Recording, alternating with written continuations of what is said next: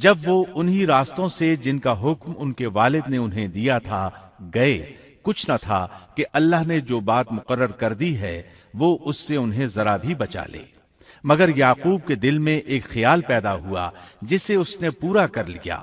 بلا شبہ وہ ہمارے سکھلائے ہوئے علم کا عالم تھا، لیکن اکثر لوگ نہیں جانتے۔ مطلب یہ کہ انسان کی کوشش کے باوجود تقدیر اپنا کام دکھا جاتی ہے۔ عطا رحمت اللہ علیہ فرماتے ہیں کہ یعقوب علیہ السلام کے بارے میں یہ جو فرمایا کہ اس کے پاس ہمارا دیا ہوا علم تھا، اس کا مطلب یہ ہے کہ یعقوب علیہ السلام جو بھی بات کرتے تھے اس میں اللہ کا ذکر ہوتا اور غور و فکر کے بعد بات کرتے، پہلے اللہ کا نام لیتے، اور یہی ان کا علم تھا۔ یوسف علیہ السلام کے بھائی گئے اور دربار میں حاضر ہوئے۔ آپ نے معمول کے مطابق ان کی رہائش کا انتظام کیا، ہر دو کو ایک کمرہ دیا۔ اس طرح بنیامین اکیلے بچ گئے۔ یوسف علیہ السلام نے فرمایا، چلو اسے ادھر میرے پاس چھوڑ جاؤ۔ جب وہ چلے گئے تو یوسف علیہ السلام نے انہیں گلے سے لگا لیا۔ یہ سب جب یوسف کے پاس پہنچ گئے تو اس نے اپنے بھائی کو اپنے پاس جگہ دی اور کہا کہ میں تیرا بھائی یوسف ہوں، بس یہ جو کچھ کرتے رہے اس کا کچھ رنج نہ کر۔ مطلب یہ کہ وہ بنیامین کو بھی ستاتے رہے۔ اس کے بعد یوسف علیہ السلام نے کیا کیا، اس کا ذکر سورہ یوسف آیت 70 تا 77 میں سنیے۔ پھر جب انہیں ان کا سامان اسباب ٹھیک ٹھاک کر کے دیا تو اپنے بھائی کے سامان میں پانی پینے کا پیالہ رکھ دیا۔ پھر ایک آواز دینے والے نے پکار کر کہا کہ اے قافلے والو، تم لوگ تو چور ہو۔ انہوں نے ان کی طرف منہ پھیر کر کہا کہ تمہاری کیا چیز کھوئی گئی ہے؟ جواب دیا کہ شاہی پیالہ گم ہے، جو اسے لے آئے اسے 1 اونٹ کے بوجھ کا غلہ ملے گا۔ اس وعدے کا میں ضامن ہوں۔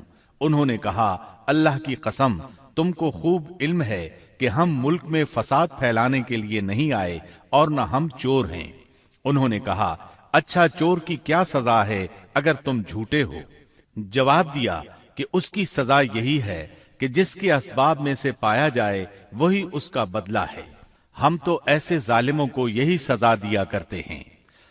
بس یوسف نے ان کے سامان کی تلاشی شروع کی، اپنے بھائی کے سامان کی تلاشی سے پہلے۔ پھر اس پیمانے کو اپنے بھائی کے سامان سے نکالا۔ ہم نے یوسف کے لیے اسی طرح یہ تدبیر کی۔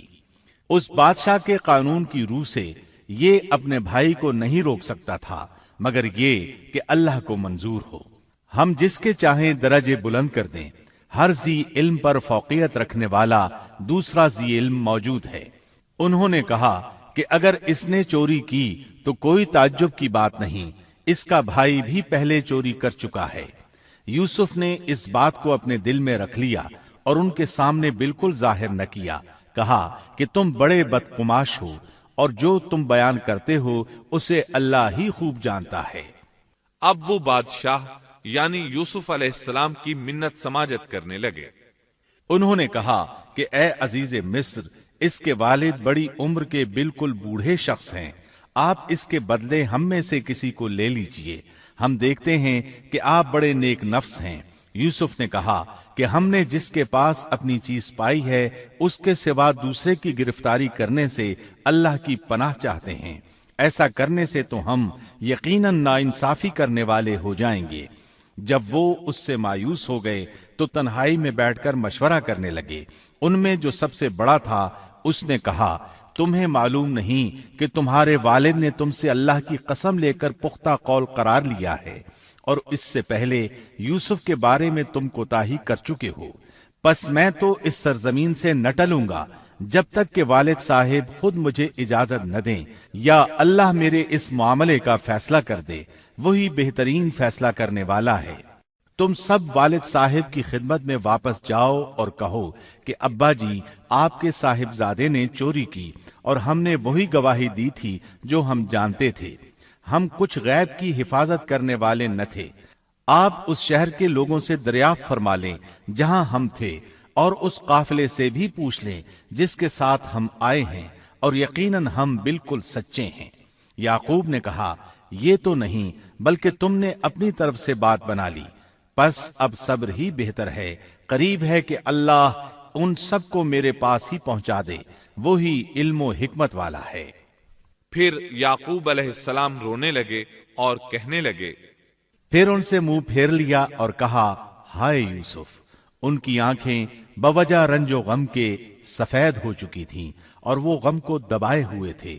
بیٹوں نے کہا، واللہ آپ ہمیشہ یوسف کی یاد ہی میں لگے رہیں گے، یہاں تک کہ گھل جائیں یا ختم ہی ہو جائیں۔ اس پر یعقوب علیہ السلام نے کہا، انہوں نے کہا کہ میں تو اپنی پریشانیوں اور رنج کی فریاد اللہ ہی سے کر رہا ہوں، مجھے اللہ کی طرف سے وہ باتیں معلوم ہیں جو تم نہیں جانتے۔ میرے پیارے بچوں، تم جاؤ اور یوسف کی اور اس کے بھائی کی پوری طرح تلاش کرو اور اللہ کی رحمت سے نا امید نہ ہو، یقیناً رب کی رحمت سے نا امید وہی ہوتے ہیں جو کافر ہوتے ہیں۔